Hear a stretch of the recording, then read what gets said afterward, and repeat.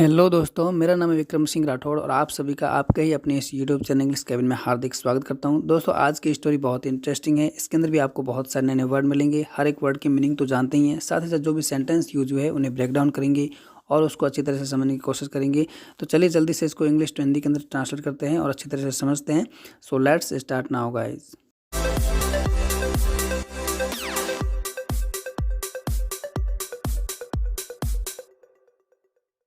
तो दोस्तों, आज की जो हमारी स्टोरी है जिसका टाइटल है the bald man and the fly. ठीक है, बोल्ड मैन कहते हैं गंजे आदमी को जो ये बैठा है जिसके सर पे कोई बाल नहीं होता है, उसे इंग्लिश में बोल्ड मैन कहते हैं। और फ्लाई कहते हैं मक्खी को, जो मधुमक्खी होती है ना, उसे फ्लाई कहते हैं, यानी मक्खी को इंग्लिश में फ्लाई कहते हैं।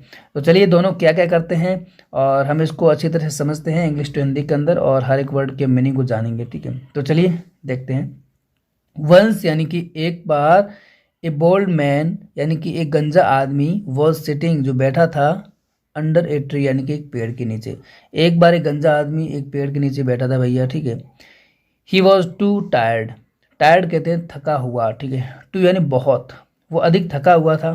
ठीक है, and drifted off to sleep, और वो ड्रिफ्टेड ऑफ यानी कि की और चला गया, टू स्लीप यानी कि नींद में चला गया। ठीक है, यानी बहुत थका हुआ था और वो नींद में चला गया, उसे नींद आ गई। ठीक है, और वो सो गया। आगे देखिए, सीइंग यानी कि देखकर, the man A sleep.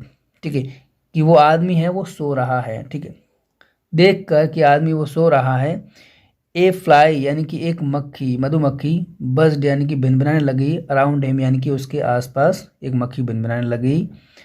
It also stung the man. ठीक है, स्टंग कहते हैं डंक मारना। ठीक है, तो इट ऑल्सो स्टंग यानी इसने डंक मारा, द मैन यानी उस आदमी पर, तो इसने उस आदमी पर डंक भी मार दिया। ठीक है, विच मेड जिसने बनाया, हिम एंग्री यानी कि उसे गुस्सा दिलाया जिसने। ठीक है, तो उसने डंक मार दिया जिससे वो आदमी था वो गुस्से में हो गया। ठीक है, यानी उसे गुस्सा आ गया। आगे देखिए, द मैन वोकअप। वोकअप कहते हैं उठ जाना। ठीक है, ये वो आदमी उठ गया। एंड एम्ड, ठीक है, एम्ड कहते हैं निशाना बनाना। ठीक है, उद्देश्य, और उसने एम्ड निशाना बनाया, हिज पाम यानी कि अपनी हथेली को, टू किल द फ्लाई यानी उस मक्खी को मारने के लिए उसने अपने हथेली को निशाना बनाया और उसने अपने हथेली को मारने की कोशिश की। But instead of heating the fly, ठीक है, इंस्टेड कहते हैं बजाय, किसके, ऑफ हीटिंग द फ्लाई ने उस मक्खी को मारने के बजाय, द मैन उस आदमी ने एंडेड अप स्लैपिंग हिमसेल्फ यानी कि उसने अपने ऊपर ही थप्पड़ मार दिया या अपने को ही थप्पड़ उसने मार दिया। देखिए, द मैन यानी उस आदमी ने एंडेड अप स्लैपिंग यानी उस अपने जो स्लैपिंग एंड थप्पड़, स्लैपिंग का मतलब थप्पड़, उस थप्पड़ को एंड किया यानी उस समापन किया, हिमसेल्फ यानी खुद के ऊपर ही। तो इसका मतलब ये हुआ कि उसने अपने खुद के ऊपर ही वो थप्पड़ को मार दिया। ठीक है, आगे देखिए, द फ्लाई मोकिंगली सैड। मोकिंगली कहते हैं यानी कि मजाक करते हुए या हंसते हुए या उस किसी का उपहास उड़ाते हुए जब कहते हैं ना, तो उसने उपहास उड़ाते हुए हंसते हुए कहा, सैड यानी कि कहा, क्या कहा, सिली मैन मूर्ख आदमी, यू ट्राइड यानी कि तुमने कोशिश की, किस चीज़ की, टू हिट मी यानी मुझे मारने की, एंड सी और देखो। ठीक है, क्या देखो, वॉट यू हैव डन तुमने क्या किया है, वॉट यू हैव डन तुमने क्या किया है, टू योर सेल्फ यानी कि तुम्हारे साथ में।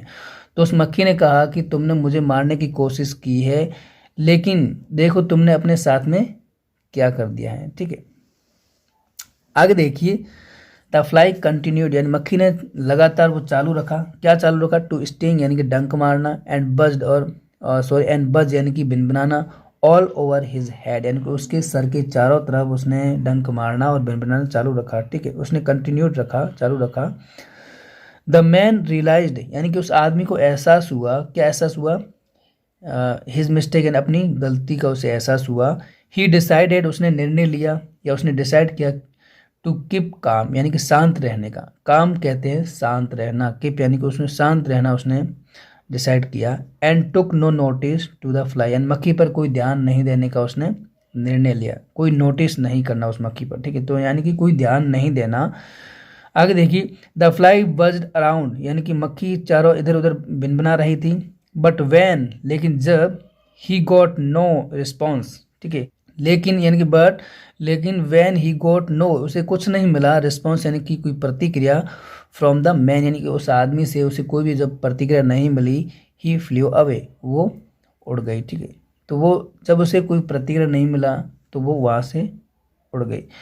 तो गाइस इससे हमारे को मोरल क्या मिलती है वो भी देखते हैं।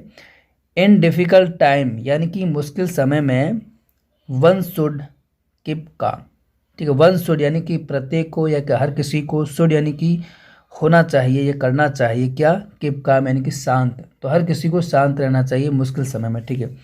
तो मोरल ये मिलती है कि मुश्किल समय में हर किसी को शांत रहना चाहिए, उसे हड़बड़ाना नहीं चाहिए, उसे कोई गलत कदम नहीं उठाना चाहिए। शांति से मुश्किल जो प्रॉब्लम्स आई है उस समय को देखें कि इसका मतलब क्या, इसका तोड़ हो सकता है या इसका सॉल्यूशन क्या हो सकता है। तो बिल्कुल शांत तरीके से सोचें, ऐसे हड़बड़ाहट ना करें, ठीक है।